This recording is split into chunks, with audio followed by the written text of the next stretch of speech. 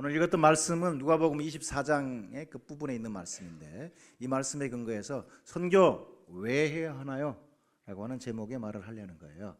근데 이 말을 하는 본문은 예수님께서 직접 보면 해주신 말이에요.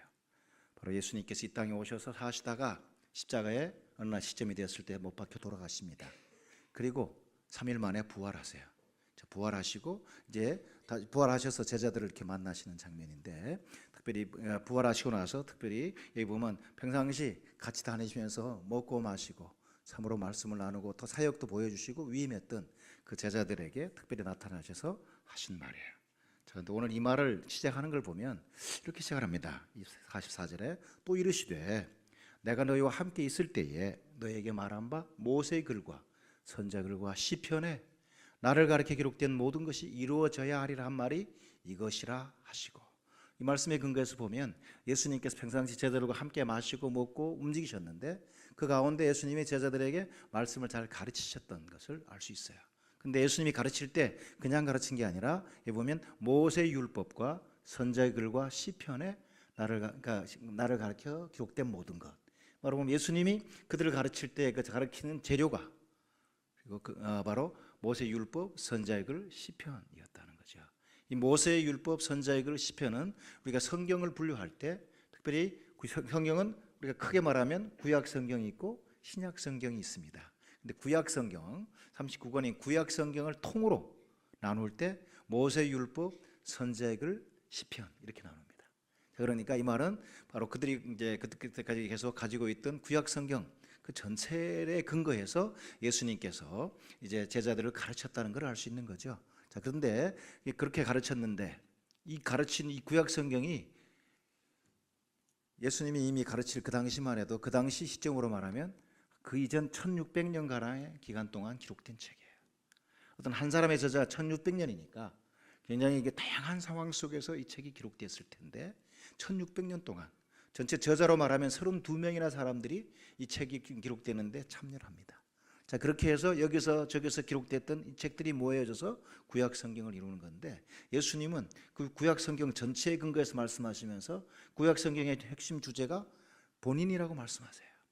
나를 가르쳐 기록된 모든 것이 이루어져야 하리라 한 것이 이것이다 라고 옛날에 이렇게 같이 있을 때 바로 구약 성경에 근거해서 바로 이렇게 말씀하시면서 이것이 나를 통해서 이루어져야 될, 나를 통해서 세워져야 될, 나를 통해서 사람들에게 일어날 하나님의 복이라고 이렇게 말씀하셨다는 것을 알 수 있죠. 이것은 굉장히 참 기가 막힌 관점입니다. 그러면서 요까지 말씀하시고 이건 옛날에 있었던 일을 요약해 준 건데 계속해서 이렇게 말씀하십니다. 보면 기록된 것은 이에 그들의 마음을 열어 성경을 깨닫게 하시고, 아마 늘 사랑의 우리 청년들도 아마 개인적인 삶 속에서 또 여러 가지 소그룹 속에서 우리 교회 우리 청년들 예배 속에 우리 교회 전체 사람 지체들과의 관계 속에서 계속 말씀을 듣고 그리고 보고 배우고 그리고 암송도 하고 훈련받는 기회가 있었을 것입니다. 그런데 우리가 말씀을 열심히 읽고 또 열심히 그냥 막 기도한다고 해서 사실 그 말씀이 깨달아지는 것은 아닌 것을 우리가 알 수 있죠.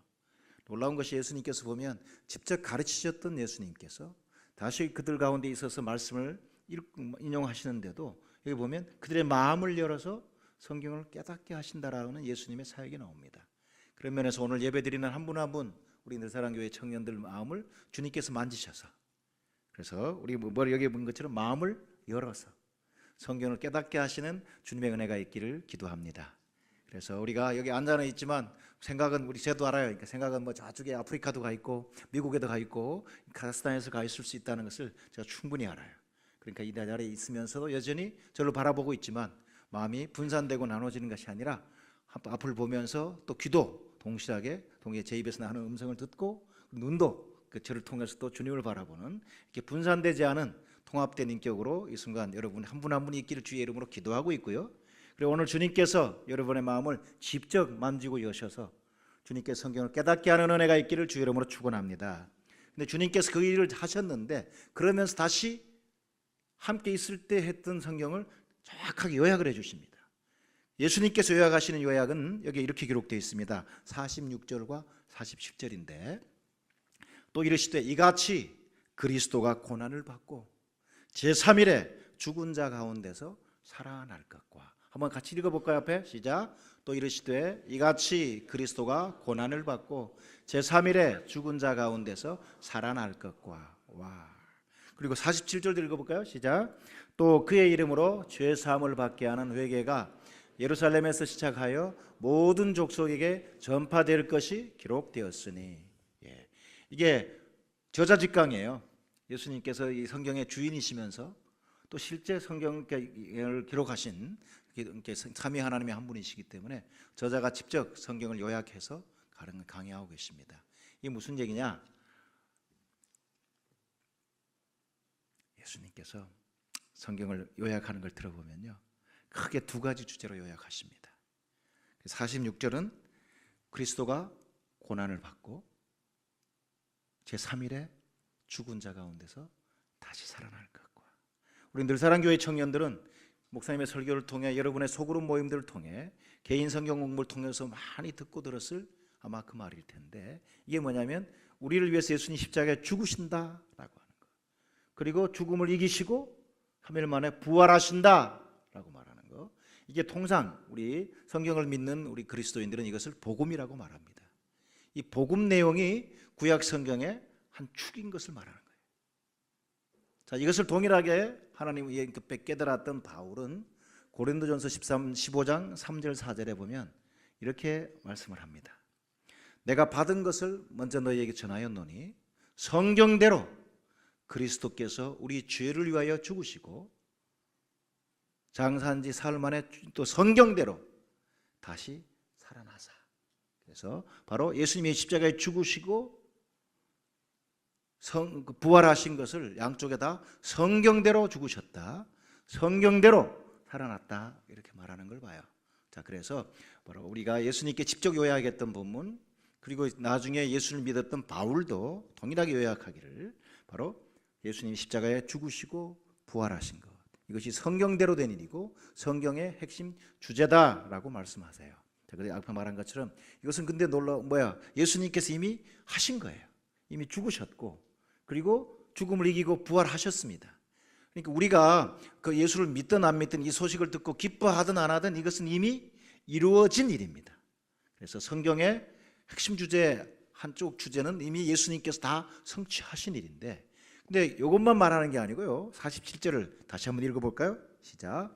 또 그의 이름으로 죄사함을 받게 하는 회개가 예루살렘에서 시작하여 모든 족속에게 전파될 것이 기록되었으니. 와, 이미 기록된 내용이 뭐냐면 예수 이름으로 죄사함을 받게 하는 회개가 예루살렘에서 시작해서 모든 족속에게 전파될 것이 기록되었다. 예수님께서 그렇게 말씀하시는 거잖아요. 자, 그런 면에서 보면 이것은 오늘날 우리 말하는 용어로 말하면 이것이 선교입니다.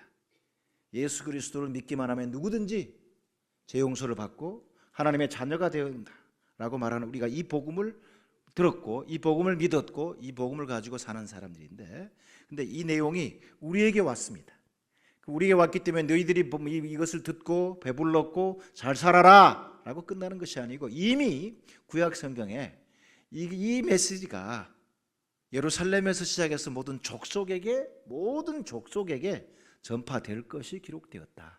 그래서 선교의 완성이 성경에 기록되었다라고 말합니다.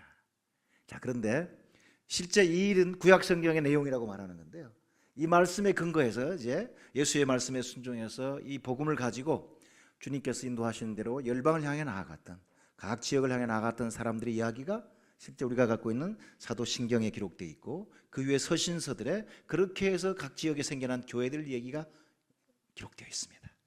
근데 이것이 아직도 예수님께서 완전히 마무리하지 않으셨기 때문에 실제 기록된 그 내용은 지금도 각 민족 가운데, 각 지역 가운데 계속해서 이것이 기록되고 있는 현재 진행형 사실이라고 저는 선교 현장에 살면서 그렇게 해석하고 믿게 되었습니다. 자, 그런 면에서 우리가 왜 선교해야 됩니까? 라고 말할 때 예수님께서 구약 성경에 기록해 놓으셨고, 그리고 그 일이 진행되는 일들을 또 그것이 기록한 것이 신약 성경인데, 이게 완전히 기록된 문서로 된 성경으로는 완성되었지만 실제 그 내용이 각 사람들의 영혼 속에, 각 사람들의 삶 속에, 각 가정과 그 사람들의 모든 조직 속 계속해서 진행형으로 움직이고 있기 때문에 이 성경에 완성되어가는 과정이죠. 자, 그래서 왜 선교해야 됩니까? 라고 말할 때 실제 바로 성경의 온전한 성취가 바로 선교로 이루어지기 때문에 우리가 선교를 해야 된다라고 이렇게 말합니다. 와, 근데 성경을 예수님께서는 직접 해석하는데 우리가 알게 된 것이 사실 성경은 굉장히 방대한 책이죠. 큰 책입니다. 아까 기록된 구약 성경 기록 자체가 1600년가량에 걸쳐서 기록됐다고 그랬고, 그리고 신약 성경을 통 다 기록된 데 한 100년가량 걸렸습니다. 자, 그렇게 기록된, 그리고 신약 이 수많은 저자들이 기록했던 이 책, 성경 메시지가 전달되는 곳마다 참 놀라운 일들이 일어나는 그런 책이죠. 그런데 이 책을 보는 관점들이 참 다양해요.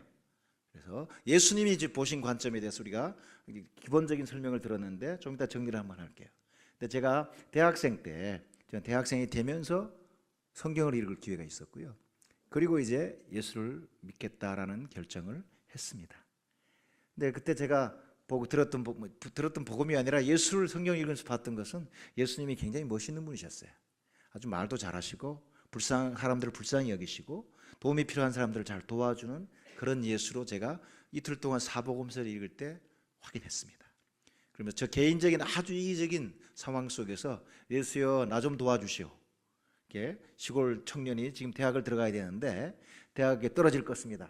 그래서 좀 한 번만 손 써서 도와주시면 내가 예수님 제대로 믿어드리겠습니다 라고 하는 것이 예수님을 처음 성경에서 발견하고 예수님을 향해서 내 입을 벌려서 예수여 나 좀 도와주세요 하는 이런 이제 이렇게 고백을 해봅니다.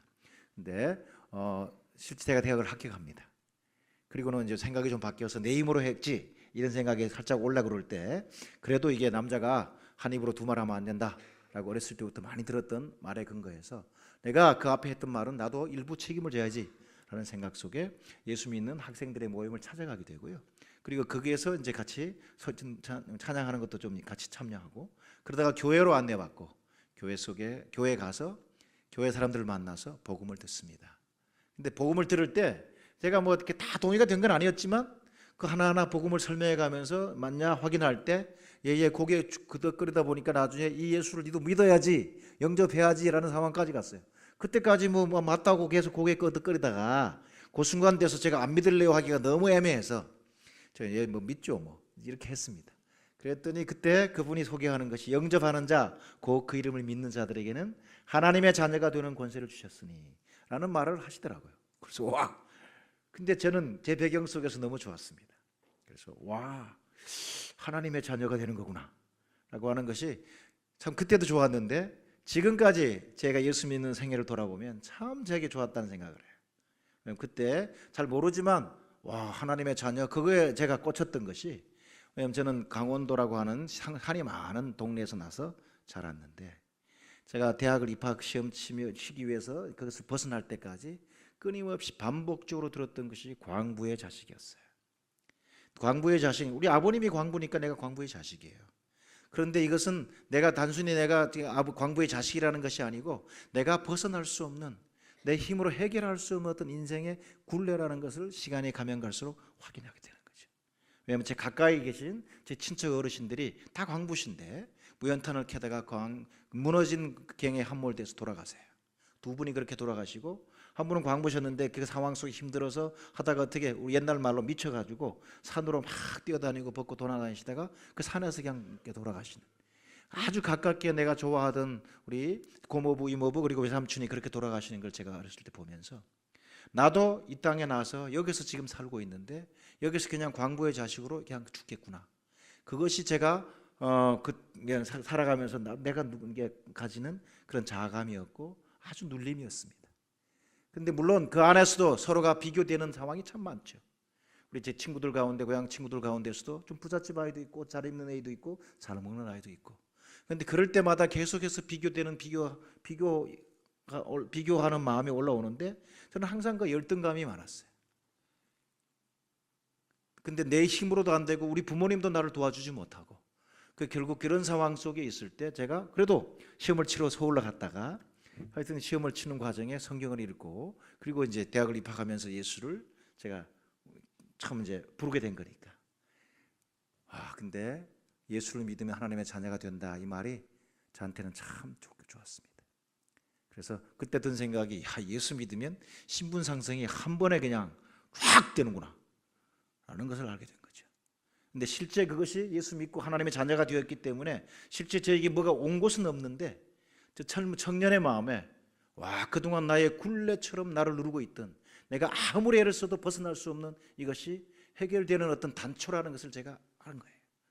그러니까 내가 교회를 다녀본 배경도 없으니까 예수 믿는 사람들 아는 것도 없으니까 충분한 성경 지식도 없었지만 그냥 교회 갔고 복음 듣고 그리고 이제 교회 생활을 시작하는데 괜히 기분이 좋은 거예요. 그러니까 계속 그때부터 제가 기분이 좋아서 우리 고등학교 친구들, 중학교 친구들에게 야 너도 예수 믿자, 너도 교회 가자라고 열심히 이제 교회를 이렇게 데리고 오게 됩니다. 자 그렇게 열심히 복음을 열심히 잘 전했어요. 전하고 다니다가 4학년 때 졸업할 때 좀 얼마 앞서고 제 지도 교수님께서 저를 좀 오라고 지도 교수님 방으로 불렀어요. 그러는 가운데 저는 성경을 그러니까 읽으니까 성경은 나를 찾아오신 그 예수에 대해서 하나님에 대해서 기록한 책이라고 나는 믿고 있었고 성경 읽을 때도 매일 이 성경 기록된 말씀을 통해 하나님께서 나에게 말씀하시고 나는 그 음성을 듣고 순종하는 그 어떤 책이라고 믿고 있었거든요. 근데 제 지도 교수님께서 나를 불러서 갔습니다. 갔더니 앉혀놨더니 저한테 그러는 거예요. 야 너 졸업할래 안 할래? 일단 이 얘기부터 하셔서 이게 무슨 말씀이세요? 그랬더니 너 이마 보니까 내가 유심히 봤는데 너 맨날 성경책 들고 기도하러 다니고 막 이렇게 전도하러 다니고 막 그런 것 하고 근데 너 이마 공부를 해야 졸업을 할 거 아니냐? 그래서 제가 뭐 제가 공부 학점 관리하고 있습니다. 그랬더니 관리한다는 놈이 학점이 시들시들하냐? 뭐 그래. 그래서 뭐 시들시들해도 뭐 졸업하는데 큰 뭐 문제가 있는 건 아니지 않습니까? 그랬더니 너 인마 네 같은 놈들이 예수 믿는 사람들 다 이게 폐를 끼친다고 그러시면서 그러는 거예요. 나도 인마 성경 읽고 있고 나도 성경을 연구한다고.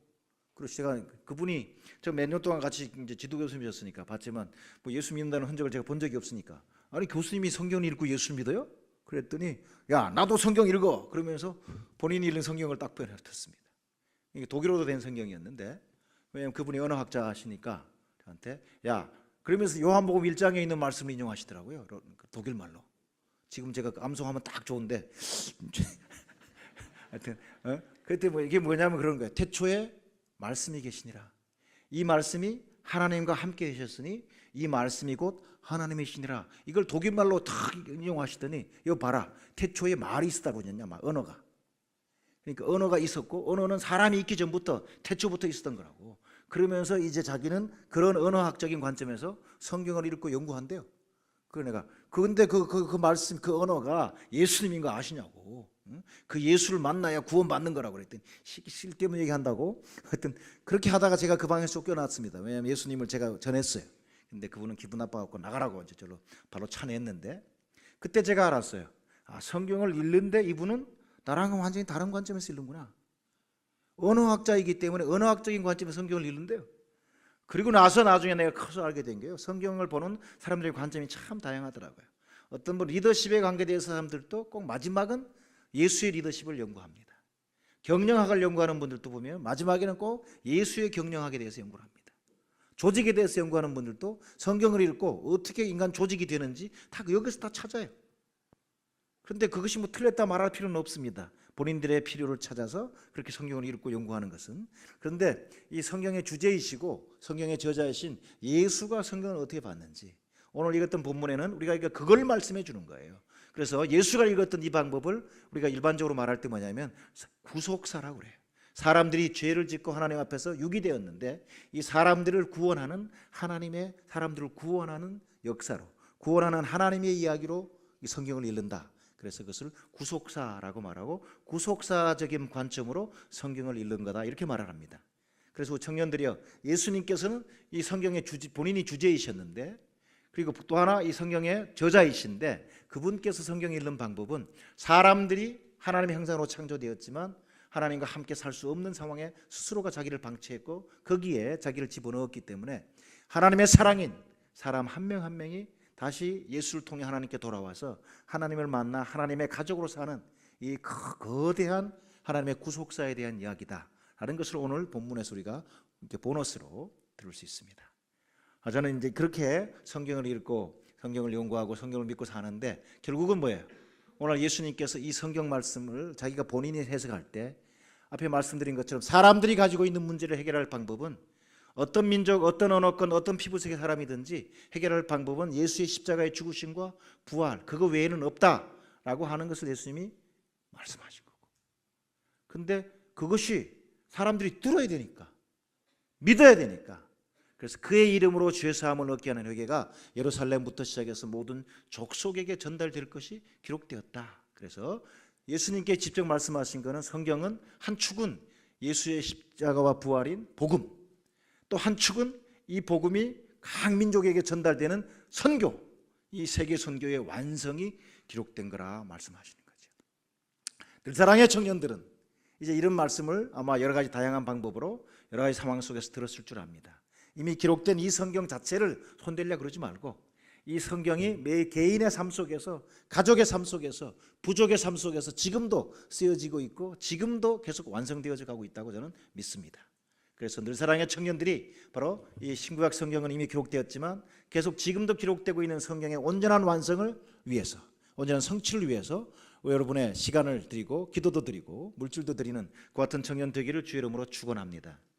예수님께서 오늘 그렇게 성경을 풀어 설명하시는데요, 이제 더 나아가서 보면 우리가 이것은 젊은이로 입장에서 볼 때 해볼 만한 투자라는 생각을 저는 합니다. 왜냐하면 예수님께서 실제 살아계실 때 이런 말씀을 한번 하십니다. 너희에게 이르노니 천지가 없어지기 전에는 율법의 1.1획도 결코 없어지지 아니하고 다 이루리라. 여기 보면 예수님께서 굉장히 재미있는 부사를 많이 쓰십니다. 너희에게 이르노니 천지가, 하늘과 땅이 없어지기 전에는 이 율법의 1.1획도 결코 없어지지 아니하고 다 이루리라. 할렐루야. 기록된 성경 말씀이 다 이루어지기까지는 천지가 없어지지 않는데요, 완벽하게 이루실 하나님의 계획을 말씀하신 거거든요. 자, 그런 면에서 이미 우리를 찾아오셔서 우리를 구원하시려고 하는 하나님의 구속사가 기록되어 있는 이 성경이 지금도 바로 각 사람 우리를 이 빵 좀 주세요라고, 빵 드세요라고 하는 이 메시지를 듣고 예수를 만나면 그 인생에 하나님의 구원 계획이 온전하게 성취되는 건데, 이것이 가족에게도 들어가고 그리고 민족에게 들어갑니다. 지역도로 들어갑니다. 이것이 계속 성취되고 있는데, 이것은 진짜 우리 인생을 걸어서 한번 나를 거기다 던져볼 만한, 진짜 투자할 만한 것이라고 저는 생각을 합니다. 왜? 하나님께서 진행하시는 일이니까. 하나님께서 기록해 놓으셨고 하나님께서 그분의 이름으로 반드시 이룰 거라고 말하는 것이 앞에 말했잖아요. 천지가 없어지기 전에는 이 율법의 1.1획도 결코 없어지지 아니하고 다 이루리라 했기 때문에, 하나님께서 하나님의 이름을 걸고 내가 반드시 이룰 거라고 말하는 이 일의 성취에 우리가 어떤 모양으로든지 동참하면 이건 세상 말로 대박나는, 아까 대박 그랬는데요, 대박 중에 대박인 줄 믿습니다. 그래서 우리가 세계 선교의 어떤 모양으로든지 우리가 동참해야 된다고 생각이 들고요. 그리고 실제 기록되었다고는 세계 선교의 완성과 관계된 얘기를 좀 더 들여다보면, 바로 십자가에 죽으시고 부활하신 예수께서 말씀하시길, 또 그의 이름으로 죄사함을 얻게 하는 회개가 예루살렘에서부터 시작하여 모든 족속에게 전파될 것이 기록되었다. 결국 예수님께서 인간 세상을 구속의 관점으로 바라보신다고 아까 말했는데, 예수님이 한 사람 한 사람을 볼 때 그분의 형상으로 만들어진 사람들이 얼마나 귀하겠어요. 참으로 예쁘다, 참으로 귀하다, 참으로 사랑스럽다.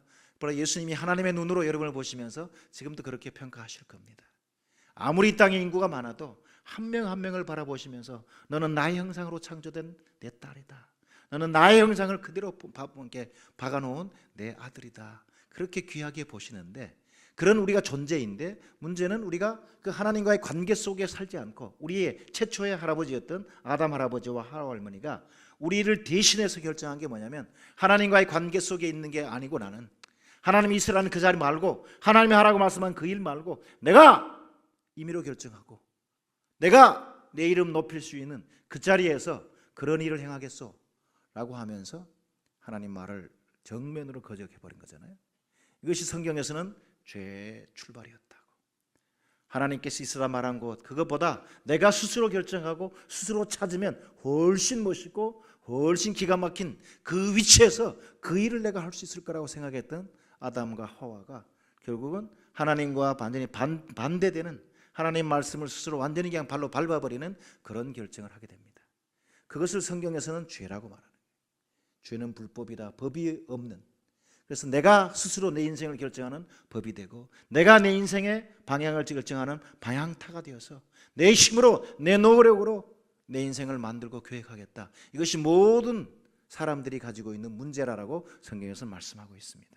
이것을 다른 말로는 죄라고 말하는 거예요.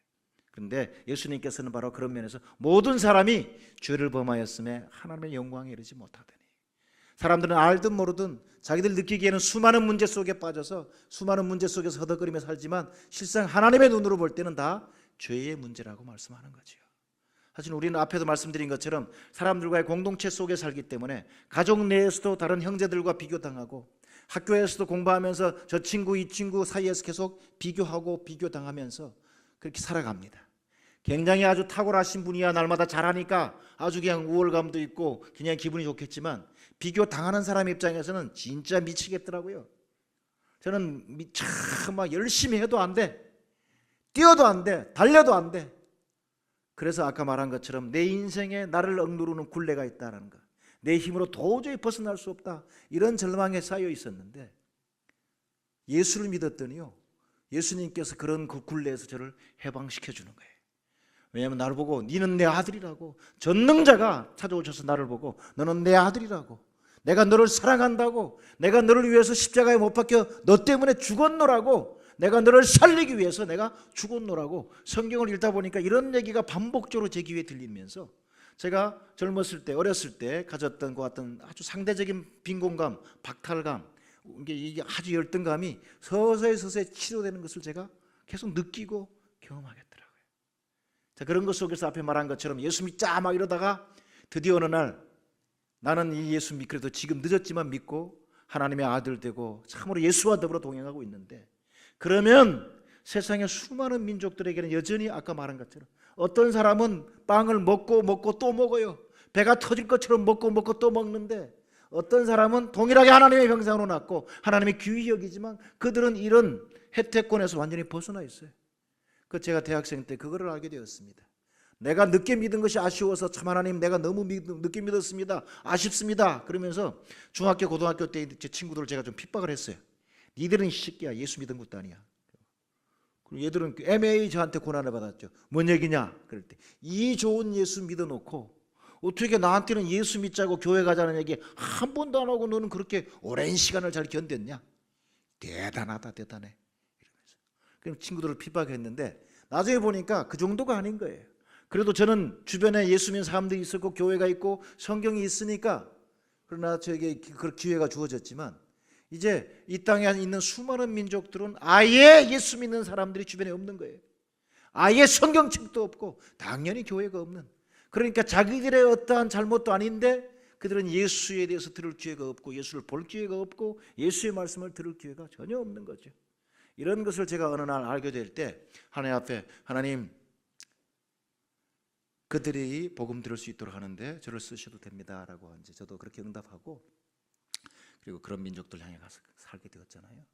그러니까 그 카자흐스탄이라고 하는 나라의 카자흐 민족을 향해 갔었는데 그들 향해 가서도 보니까 이런 문제를 해결하는 것이 복음이라는 걸 알고 갔는데 실상 살아보니까 진짜 그렇더라고요.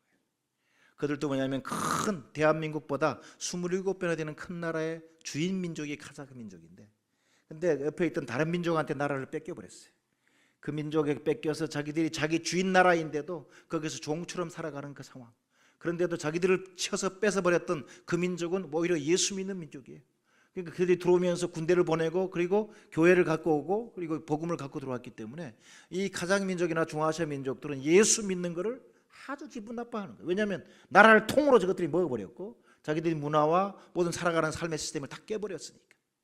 그러니까 예수 그러면 원수 민족의 하나님 이렇게 말하는 이 상황이 되니까 가서 언어를 배우면서 봤더니 와, 예수 믿기가 진짜 어렵겠더라고요.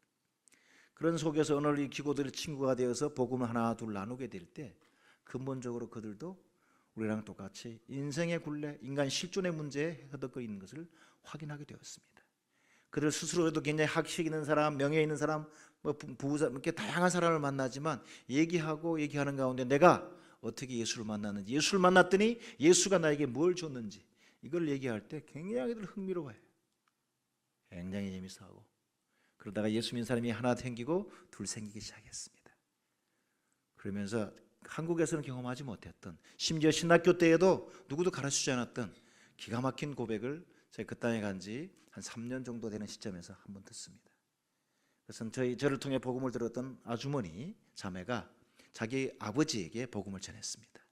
근데 아버지가 나이가 많아서 병이 약해서 계시다가 어느 날 돌아가실 때가 되어서, 제 아버님이 돌아가십니다. 그래서 그러냐고. 그러니까 저도 아직 그 문화를 잘 모르는데 그 상황을 얘기했더니 지금 가서 그러니까 미리 가서 인사를 해야 된다고 그래서 저도 같이 따라간 거예요.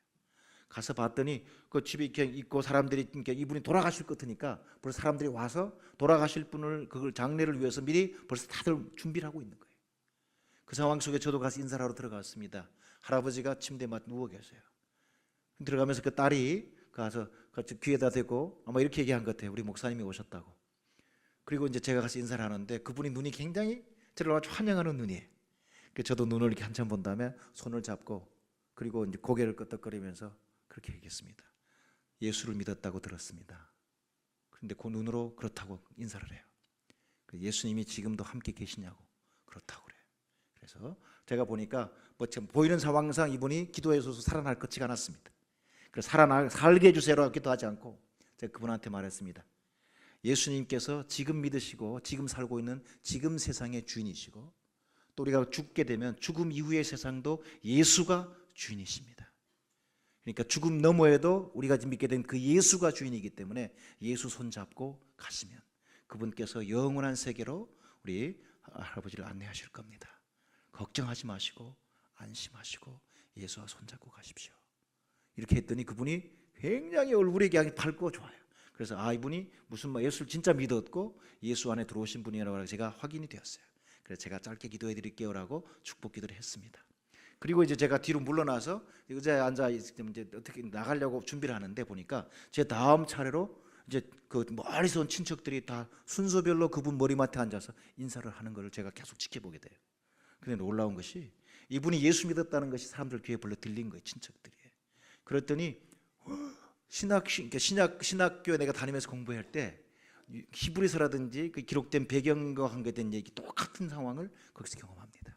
뭐냐면 그분 귀에다 대고 이렇게 말하는 거예요.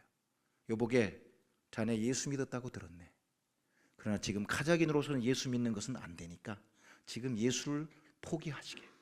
예수 믿었다는 것을 포기하고 오히려 지금 알라가 하나님이고 마호멧이 알라가 보낸 선지자라고 하는 신앙 고백을 다시 하시게. 그래야 당신의 영원한 생명이 보장되네. 이런 얘기를 하는 거예요. 그래서 저는 깜짝 놀랐습니다. 그분 조금 떨어져 있는 의자에 앉아서 그 얘기를 다 들으면서 와, 이게 심각한 상황이구나.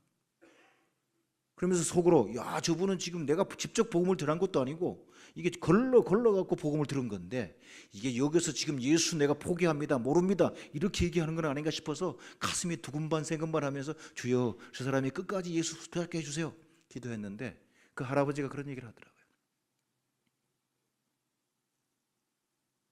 내가 예수 믿고 내가 그동안 그렇게 힘들고 어려웠던 상황 속에 잠도 못 자고 했던 그분이 나에게 평안을 줬고 잠도 자고 그랬는데 나는 그 예수 계속 붙잡고 가겠네. 뭐 이런 요약하면 이런 말을 하는 거예요. 그러니까 그 얘기하던 분이 그러면 당신 장례를 못 치르네. 나중에 알게 된 거예요. 뭐냐면 자나자 오쿠라고 그래서 장례 치를 때 사람들이 와서 마지막 기도 코란에 있는 구절을 읽어주고 그리고 시체를 내가요 직접. 근데 그거를 안 하겠다는 거예요. 근데 제가 충분히 못 알아듣지만 그 내용을 하는 건데 그 할아버지가 그게 그렇게 응답하십니다. 걱정하지 말게, 장례는 우리 목사님이 치러줄 거네. 근데 제가 그걸 듣고 막 할렐루야 하고 기뻐한 게 아니고요, 순간 섬찟했습니다. 아니 이 할아버지께서 지금 무슨 저런 말씀을 하시나. 왜냐하면 지금 우리가 그 땅에 들어가 제가 언어를 익히면서 사람들을 사귀면서 그리고 아직 신분 자체도 목사 선교사라는 신분을 거기서 비자도 못 받는 이런 상황 속에서 하여튼 뭐 조심조심 이렇게 하고 있고 예수 믿는 사람이 몇 명 상계 있는 상황인데 이분이 믿음이 커가지고 걱정하지 말게 우리 목사님이 다 해줄 거네.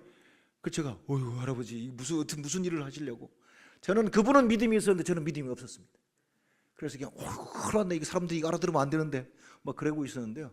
사람들이 그걸 무시하고 넘어가서, 그러면 너가 지금 장례는 그렇다 치고 그 다음 얘기를 하는 거예요. 네가 알라 앞에서 영원히 살아남지 뭐 살아날 수가 없네, 얘기를 하는데, 이 할아버지가 그런 얘기를 하는 거예요. 니들 영혼이나 걱정하게, 그러면서 하는 말이면 내 영혼은 예수 안에서 안전하다, 얘기를 하시더라고요. 청년들 한번 따라해 볼래요? 내 영혼은 예수 안에서 안전하다. 와, 이게 조직 신학 교수들이 진짜 가르쳐야 될 내용인데요. 저는 신학교 졸업할 때까지 이런 내용을 해서 이런 문자로 들어본 적이 없는 거예요. 근데 가만히 봤더니 예수 믿는 사람들이 진짜 죽음의 사신 앞에서 영원한 문을 향해서 내 영혼은 예수 안에서 안전하다라고 하는 것이 진짜의 성경에 근거한 메시지인 거예요, 보니까. 근데 그것을 카자흐스탄에서 만났던 한 할아버지 입술을 통해 들었어요. 매는 좌는 아만, 맹거 아만, 영원히 안전하다. 와, 그러니까 이 사람들이 그냥 방법이 없어가지고 막 헐박하다 그러다가 결국은 막 해결되지 못했고요. 그 할아버지는 돌아가셨죠. 물론 우리 교회가 장례를 치를 수는 없었습니다. 근데 하여튼 그 동네 친구 무슬림들이 장례를 치러줬는데, 그 상황 속에 제가 알게 된 게 뭐냐면, 그들이 뭐냐면 다 죽음을 맞이하는 걸 두려워하는 거예요. 그 이유가 뭐냐면 죽음 자체도 두렵지만 죽음이 끝이 아니라 죽음 이후에 뭔가가 있다는 것을 이들은 다 아는 거예요. 오늘 한국은 죽음에 대해서 아주 가볍게 여기는 풍조가 있어서 자기 스스로가 그냥 목숨을 그냥 끊는 사람들도 있지만요, 무슬림들은 그렇게 하지 않습니다. 왜냐하면 죽음 이후에 영원한 세계가 있다는 것을 모든 무슬림들은 압니다. 그리고 죽음 이후에 두 세계로 나눠진다는 것을 알기 때문에 철저하게 천국과 지옥 할 때 그들은 천국 가고 싶어 하는 거예요. 어떻게 하든지 그 방법만 있으면 나는 천국 가고 싶다.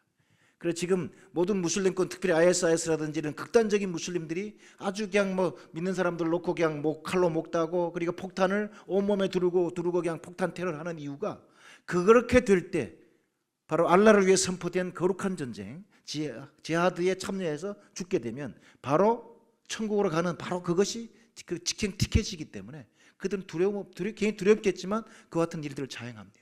왜냐하면 바로 우리 인간의 문제가 아무리 이 땅에서 부자로 살든 가난한 자로 살든, 학식이 있든 없든, 친구가 많든 좋든, 입은 옷이 어떻든, 어떤 모습으로 살든지 근본적으로 사람으로 나 있는 한은 해결할 수 없는, 넘어갈 수 없는 어떤 문제, 죄 문제가 있다는 것을 그들은 온 영혼으로 아는 거예요. 이것을 해결할 방법을 그들은 찾기 위해서 전 생애를 투자하고 있습니다. 근데 오늘날 우리에게는 너무 이런 것이 너무 많이 들렸기 때문에 우리는 심각하게 생각하지 않지만, 바로 한 인간 영혼, 그 영혼 문제, 그 영혼의 영혼 문제를 다루는 그 해결이 바로 예수 그리스도의 십자가의 죽으심과 부활 복음 안에 있습니다. 그리고 이것을 그 예수 이름을 믿으면 누구든지 죄 사함 받고 하나님 자녀가 된다는 복음이 우리에게까지 전달되었습니다.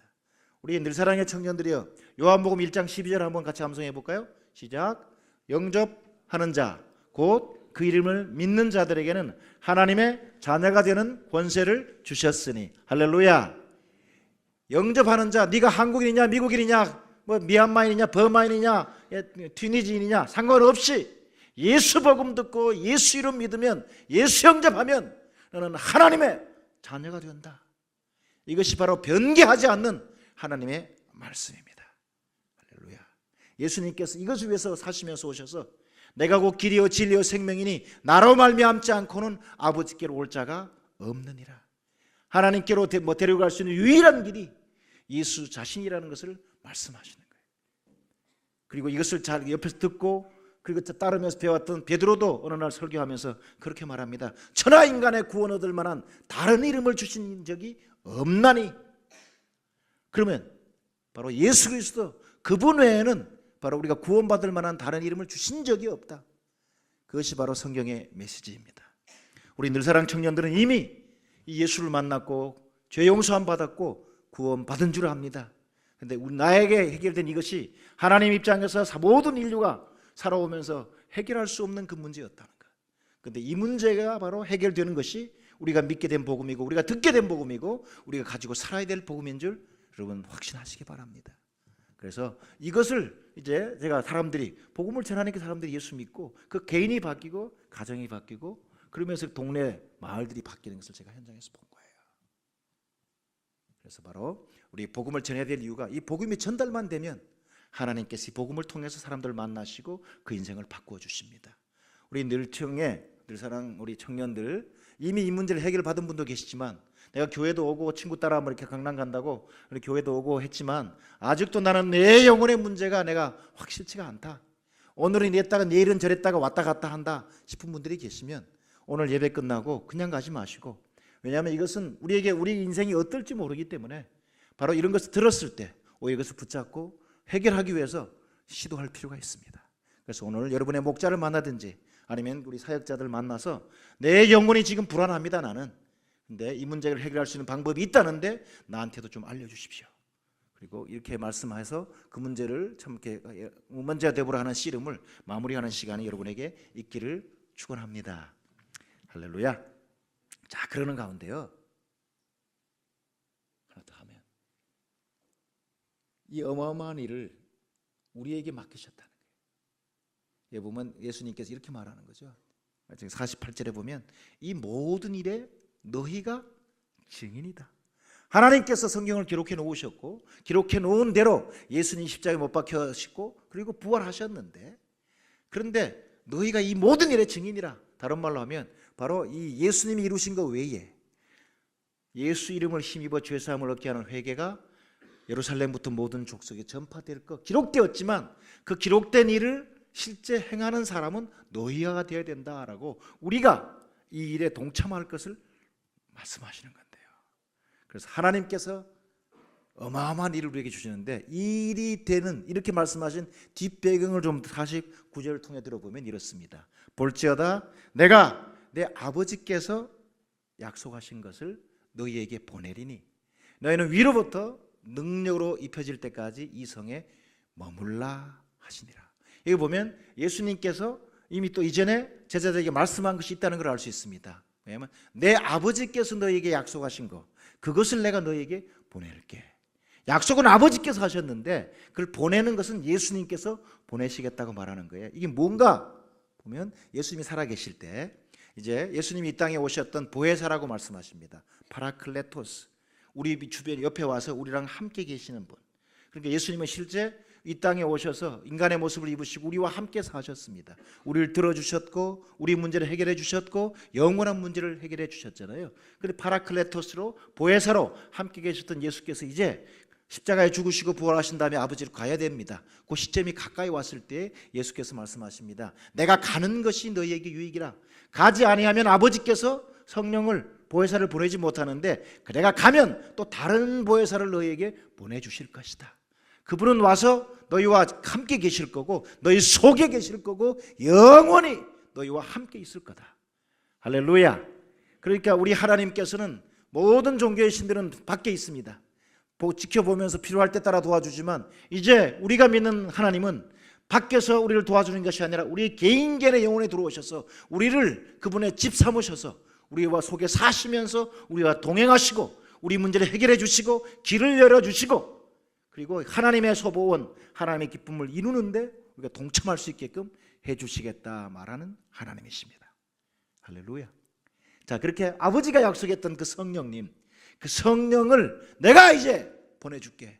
그 이유가 뭐냐면 이 어마어마한 미션이 우리 앞에 있는데 이거를 해결할 방법이 우리 능력으로는 안 되는 거예요. 아무리 돈이 많아도 아무리 권세가 있어도 아무리 학식이 있어도 우리가 넘어갈 수 없는 벽입니다. 그런데 이것을 할 수 있게끔 삼위 하나님께서 우리를 이걸 위임하시고 동참할 기회를 주시면서 이제 삼위 하나님께서 보이지 않는 영역에서 계속 함께 협업하시면서 일을 계속 주관해 주시고 그리고 힘을 제공하시고 사람들을 연결해 주시고 문을 열어주시는 거예요. 결국은 말씀드렸던 세계 선교의 완성도 하나님께서 이루십니다. 하나님의 능력으로 이루십니다. 아버지께서 교회 가셨고 예수님이 실행하셨고 그것을 계속해서 이제 진행하면서 마무리하실 분이 성령님이신데 그 성령님께서 우리와 함께 계신 거죠. 그래서 이 일을 할 때 우리 늘사랑의 청년들이 주님 내가 이것을 따라서 내가 주님과 동행하겠습니다. 왜냐하면 예수님께서 그렇게 위임하잖아요. 너희가 이 모든 일의 증인이라. 그래서 주님께서 말씀하신 이 일들을 여러분 실제 앞에 우리 늘사랑의 우리 선교사님들이 각 나라에 나가서 그 땅에서 증인되는 것처럼 여러분 중에서 어느 날 그렇게 헌신해서 나갈 분들도 계시겠죠. 그러나 지금 현재로 볼 때는 여러분이 공부하고 있는 캠퍼스에 또 가정에 또 직장에 만나는 다양한 배경 속에서 바로 여러분이 예수 그리스도가 이루신 그 일의 증인으로 살 수 있을 줄 믿습니다. 우리가 그렇게 주님 앞에 순종하고 움직이면 삼위 하나님께서 실제 진행하시는 이 일에 우리를 동참자로 보시고 협력자로 보시고 실제 능력을 우리한테 부어주겠다고 말씀하십니다. 자, 이렇게 이제 본문에 근거한 설명을 마치고요. 늘 사랑 이게 선교 축제를 우리가 명하기를 만만세 선교 축제 이렇게 명했습니다. 그 이유가 하여튼 우리는 이미 우리를 찾아오신 우리의 왕 되시고 주 되신 예수를 만났습니다. 근데 이전에 구약 성경 시대에 또 이전 그 이후에 많은 시대에 왕이 있을 때 그때 왕이 행차할 때 왕이 그냥 오는 게 아니고 왕이 행차하면 왕이 올 수 있도록 미리 사전에 길을 닦습니다. 높아지고 어그러진 것들을 다 낮추고 낮아진 것들을 높여서 평평하게 만들고 왕이 행차할 수 있는 왕의 대로를 만듭니다. 왕의 대로를 만들어 놓은 다음에 이제 왕이 오실 때 그 미리 그 이제 사자들이 앞에 서서 물러거라 왕이 오신다라고 외치는 거죠. 왕이 오신다.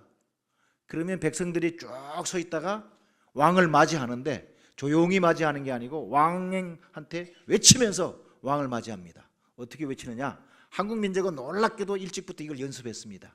3.1운동 때는 전민족적으로 연습을 했는데요. 대한민국 뭐예요? 그 다음에 만세. 자, 해보겠습니다. 제가 먼저 대한민국으로 연습해 보겠습니다. 대한민국.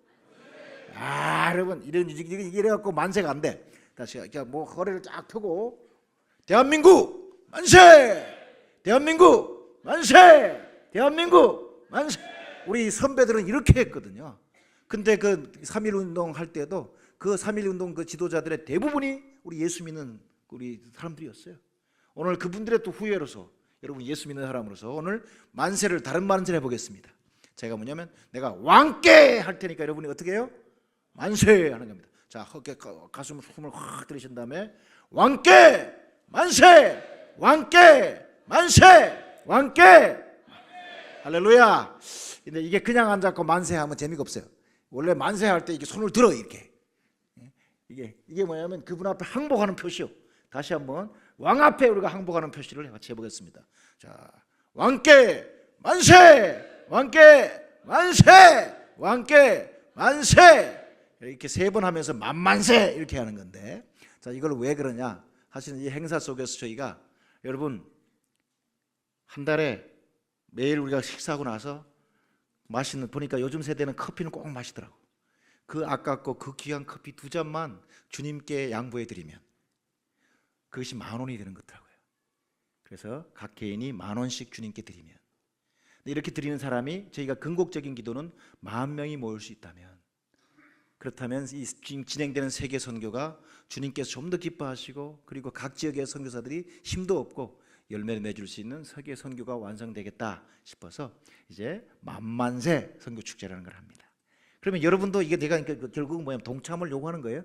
들어오실 때 혹시 주보 말고 뭐 하나 받으신 거 있어요? 한번 들어서 한번 흔들어 보실까요? 예, 맞습니다. 그거. 근데 아마 여러분 세대가 보기에는 뭐 이렇게 꾸리게 했나 이렇게 싶을 만큼 조금 이제 좀 시원찮을 수도 있습니다. 근데 아마 좀 더 나중에 우리가 좀 더 보완할 것 해야 되겠습니다. 근데 현재 혹시 기도해 보시고 나는 이제 예수 믿고 예수 안에 살면서 예수를 누리고 있는데 참 나에게 온 이 빵 아까 우리한테도 좀 주세요 했던 것처럼 이제 그들에게 나도 동참할 수 있는 기회를 내가 가질 수 있다 싶을 때 기도하시고 좀 작정해 주시면 좋을 것 같아요. 그래서 그 작정하시면 실제 이것 통해서 작년에 우리 선교사님들 지금 저희 때는 그래도 선교사가 많지 않았기 때문에 파송교회도 있고 후원교회가 있었습니다. 그래서 저희가 지속적인 후원을 받을 수 있었는데 요즘은 나가는 사람도 없는데 문제는 그들을 후원한다는 교회도 찾기가 참 어렵습니다. 그래서 저희가 이런 운동을 하면서 하여튼 이렇게 좀 모아서 그들을 돕고 싶은 거예요. 그래서 작년부터 이걸 했습니다. 해서 작년에 우리 이렇게 헌신한 분들 교회를 통해서 한 650명 가량 했고요. 우리 선교사님들도 헌신해서 한 150명 가량 해 주었습니다. 그래서 이걸 통해서 작년에 파송된 선교사님들 개인 가정당 우리 30만 원씩 저희가 이걸로 드렸습니다. 그래서 이제 이것이 잘 되면 그리고 또 이제 인턴 선교사들은 15만 원씩 주었는데 우리가 좀 더 늘릴 수 있기를 바라고요. 그리고 이제 각 지역에 일하는 선교사들 대표들, 각 지역 지부장들에게도 활동비를 이걸 통해 지불을 합니다. 그러면서 이제 올해 이제 작년에 모금된 건 거의 다 이제 바닥에 나고 있습니다. 그래서 여러분이 동참해 주시면 이제 올해 지금 25명의 선교사가 지금도 여기 조금 가면 신학교가 있잖아요. 신학교 입구에 보면 세계 선교사 훈련원이 있습니다. 거기에 우리 침례 교단 선교사들이 훈련 받고 있는데 한번 찾아가서 만나도 보시고 밥도 좀 사주시고 그래도 참 좋을 텐데 대부분 지금 많은 선교단체들이 교단 선교부가 선교사 후보가 없습니다. 근데 너무 놀랍게 올해 우리 지금 수용할 수 있는 자리가 넘치도록 와버렸어요. 그래서 못 받은 분들도 계신데 현재 25명이 훈련을 받고 있습니다. 이제 그분들이 이제 5월 말에 훈련을 마치고 저희 교단 선교사가 되면 이제 그들이 나갈 때 여러분이 지금 헌신해 준 것은 바로 직접적으로 이제 그분들한테 바로 이제 연결돼서 이제 사용될 테고요. 이걸 주시면 나중에 여러분 정보에 의해서 우리가 매 1년에 4번 선교사들이 따끈따끈하게 보내는 그 선교의 소식지들을 잘 편집해서 여러분이 계속해서 확인할 수 있도록, 그리고 우리가 헌금한 것이 모아져서 지금 어떤 곳에서 뭔 일을 하고 있는지가 잘 이렇게 안내된 이런 여러분 후속적인 안내들을 이렇게 받을 수 있습니다. 저희랑 연결해서 우리 개인은 할 수 있는 일이 제한돼 있지만 함께 연결되어서 함께 손잡고 주께서 말씀하신 세계 선교의 완성에 동참하는 저와 여러분 되시기를 주 이름으로 축원합니다. 자, 이거 어떻게 막히는 거죠? 기도하고 마치는 거예요? 네, 기도하겠습니다. 하나님, 늘 사랑의 청년들에게 찾아오셔서 그 인생을 만져주시고 말씀해 주시고 또 인생을 주님께 의탁하는 같은 결정들을 하게 해주신 것 감사합니다. 하나님이여, 우리 늘청의 우리 멤버들이 오늘 말씀 앞에 자신을 비춰보며 또 여러 가지로 결심하고 헌신하는 일이 있을 때 주님께서 복의 복을 더해 주시옵소서. 그리고 평생 살아가야 될 인생 속에 예수님이 계속 나타나 주시고 예수님이 손잡아 주시고 예수님이 길을 여시며 인도해 주시옵소서. 감사하고 예수님 이름으로 기도합니다.